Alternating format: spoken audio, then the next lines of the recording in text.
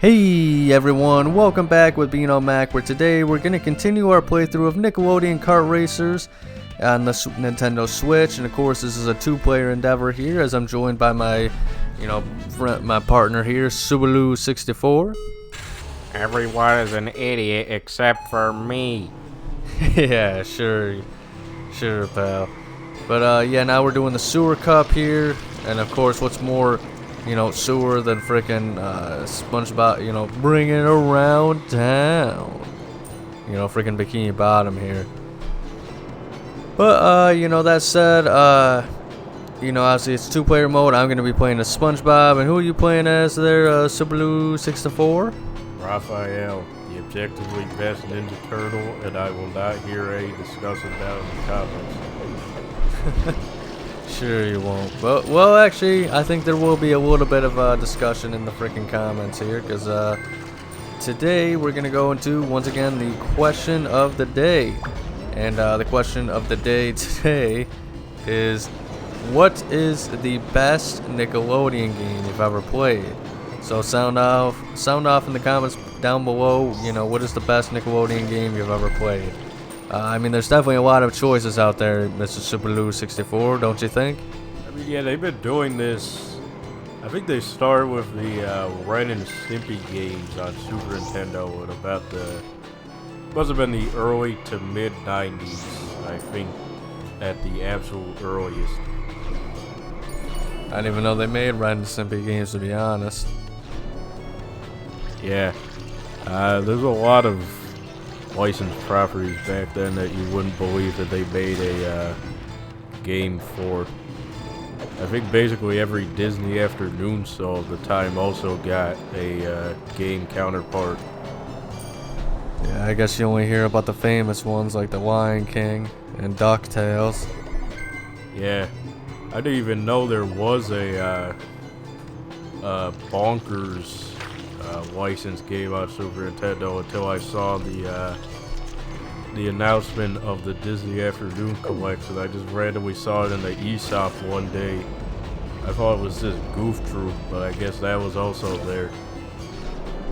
Yeah, I don't know, I'm not a Disney fanatic, like you seem to be over here with your hot diggity dog. But I mean, yeah, I feel like Battle for Bikini Bottom is usually everyone's first pick. Yeah, I mean, to be honest, I gotta go with that as well. Battle for Bikini Bottom has set the standard of what a great licensed game should be, quite frankly. It takes influence from the franchise themselves, and puts as much as they can in there, references to the show as well as what makes it good, and, just crafts a great game around it too, Obviously, I could go into how I'm an apologist of a certain other SpongeBob game that, like a patriot, doesn't really like to talk about. Oh, really? And what is that? Creature from the Krusty Krab. I don't know. What do you got to say about that?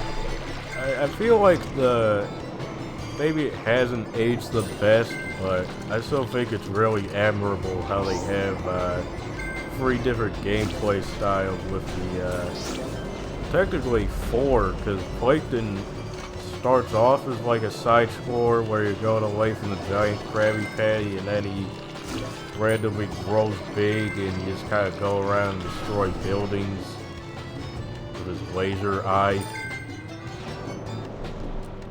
Yeah, I'll say this, when I was like a kid, it looked like the most awesome video game ever, and I even have a story about that. I remember when it came out, my brother had the Wii, and he was he's thought that I didn't contribute enough money to the Wii, so I wanted to get Creatures from the Krusty Krab and all this other stuff, but no, I had to get another game for the Switch. I think it was like Fire Emblem Radiant Dawn or something like that, which great game and stuff, but obviously I was like 8 years old. I wasn't gonna appreciate a freaking JRPG. What a strategical one at that. Exactly. So, I was a little disappointed, but he said that if I wanted to play the Wii again, that I was gonna have to contribute to the Wii, which essentially meant buy the game that he wanted for him. or else I wouldn't be able to play the Wii again. Is that how you bought Brawl then? I don't know. I can't remember. I think I may have got my games mixed up. Maybe that's how I got Brawl at some point, but I don't know. Now my memory's getting foggy here and stuff, folks. But yeah, I mean, even then, I mean, yeah, Battle for Bikini Bottom was the game everybody I think would think we were gonna pick, but you know, I think SpongeBob the movie game is very underrated. I think, you know, that's something that is very close to #1 because it's the same engine and gameplay for the most part as Battle for Bikini Bottom, but you know, they changed it up a lot and made it its own unique experience, you know, instead of just the open world aspect of Bikini Bottom. And you know, Battle for Bikini Bottom, you know, you had all the movie settings and there were more linear levels, but you know, you had secrets all around them. You had the Krabby Patty, you know, Krabby Mobile levels, which are awesome. With the time trials, you had the slide levels, were really cool in my opinion as well. You know, and I just think that they did it all really well, and I think it was really fun, and it was a very fun game to 100% in my opinion as well, which isn't always the case when it comes to these things, you know. But the treasure chests to get more outfits were really cool. So even though they downgraded the characters, you know, got rid of Sandy, I thought it was really awesome that you know, they eventually went, you know, that they had just Patrick and SpongeBob because it fit the movie. And you know, for everything, you know, just the little they had to go off of with the movie, which actually the game released before the movie, which is very interesting because it kind of spoiled a little bit of the plot. But you know, I think it was just very interesting what they were able to do with it. Once again, showing the passion of the creators to make a great game, you know, out of something like that, you know. Which it's crazy to me they never really got another chance at the, you know, taking a crack at the SpongeBob game. I think until you know, the Battle for Bikini Bottom Rehydrated game, which is you know, pretty crazy to think, but I think they're doing a much better job now of it. You know, I think they got Cosmic Shake and Tides of the Titan, I think is the new one and stuff like that too. So it's great to see, you know, these Nickelodeon games coming out still, you know, SpongeBob, because it's a great series. You know, they even have the Patrick Star game and stuff like that, and that's a weird one. Have you ever seen it? I saw it once the Nintendo Direct, and then I saw everyone reviewing it and talking about how weird it is.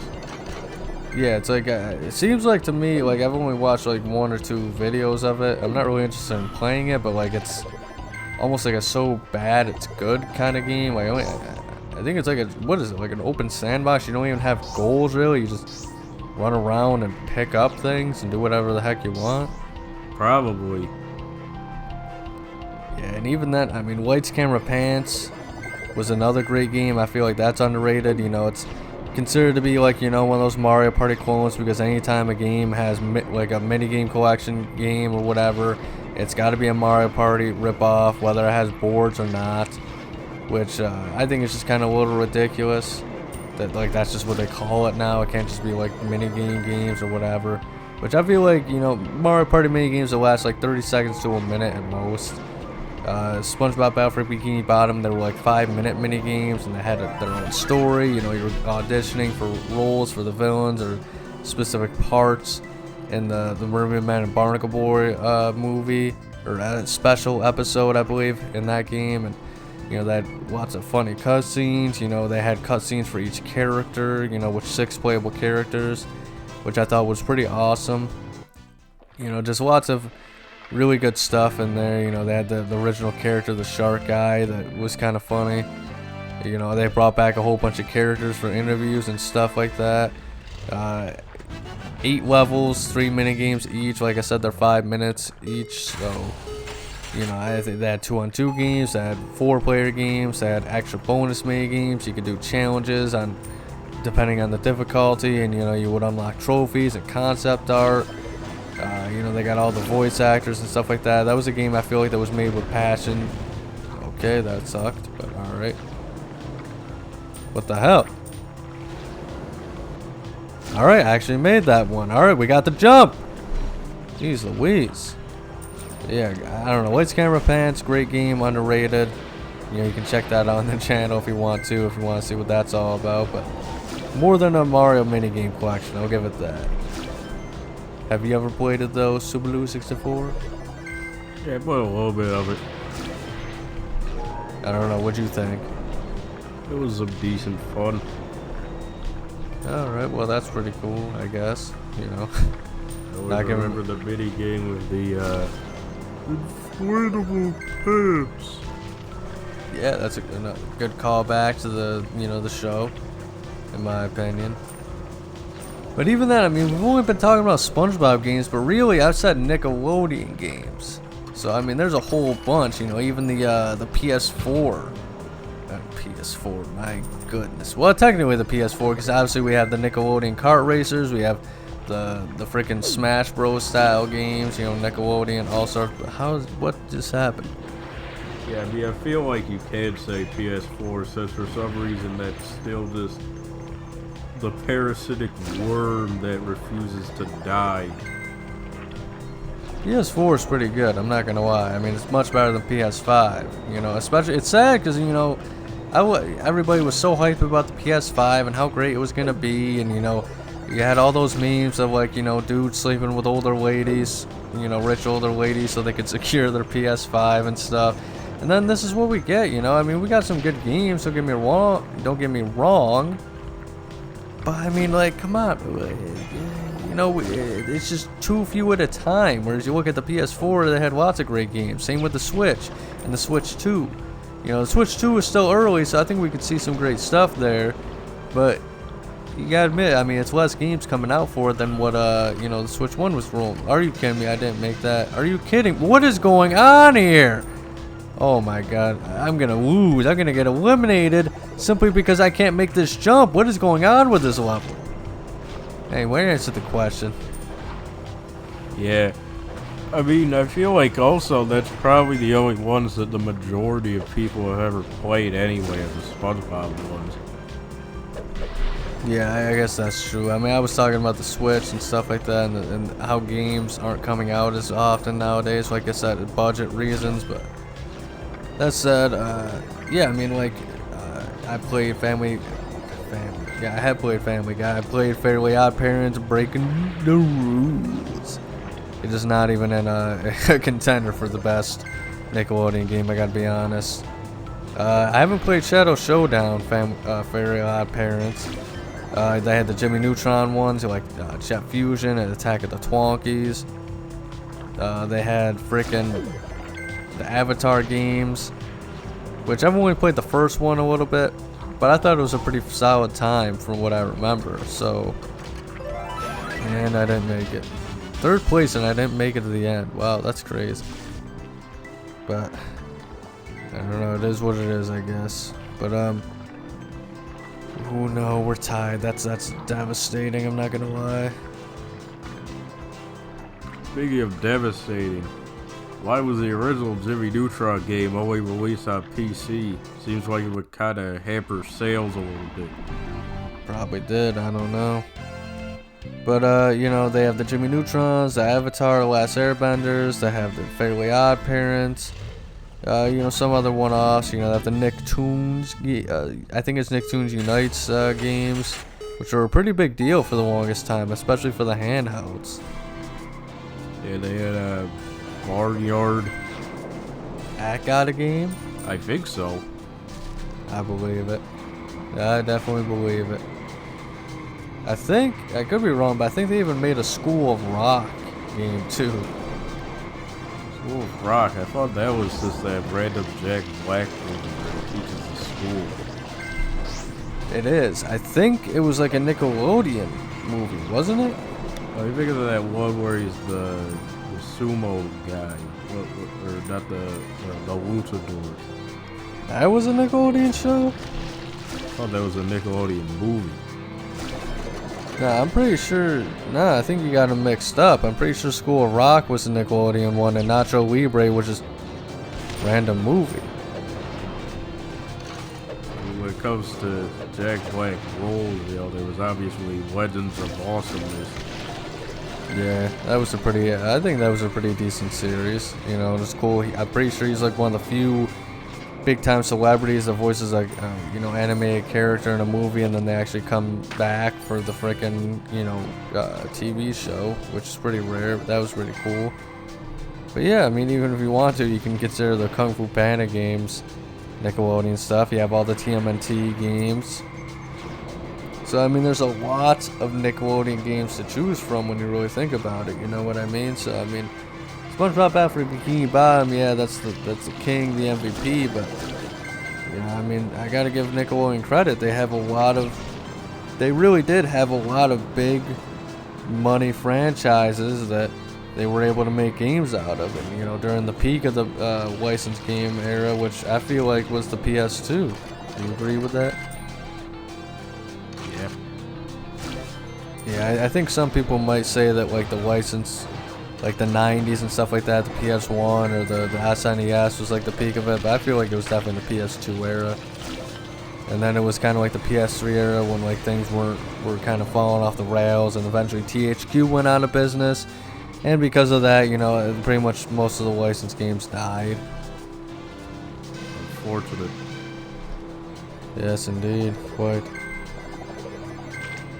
But I don't know, what are you gonna do? I mean, like I said, I mean, we kind of have like a renaissance in a way, because, you know, I mean, a lot of people say the Nicktoons, Nickelodeon Kart Racers series is poop. I don't know, I think I like it. It's definitely not one of the worst. I think it's a pretty solid addition so far, you know. And I've been honest, I feel like I've been pretty honest when like I am not enjoying a licensed game. But I think these are pretty solid titles. Honestly, I think a lot of people like the Nickelodeon All-Stars. That may have been due to, you know, the Smash fever at the time, but, you know, I think that those are doing very well.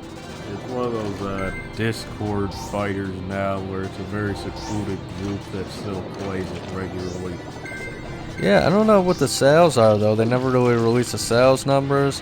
And it's too bad because, I mean, it seems like, I don't know if it's because games are too expensive to make nowadays so they can't do it, or if it's just the series ended up not selling as well as they wanted it to, and that's kind of, they just stopped making the Nickelodeon Kart Racers or All-Stars Brawl. But even then, we're still getting those SpongeBob games at the very least, so it's not fully dead. But I mean, that said, folks, thank you so much for watching, and if you enjoyed, please like and subscribe. Check out next week's episode on License Thursday. But above all else, though, please remember to have a nice day. You got anything else funny to say, Mr. Subaru64, before we head off? My cabbages! Oh yeah, Mr. Cabbage Man. How has he not been a racer? You know what I mean?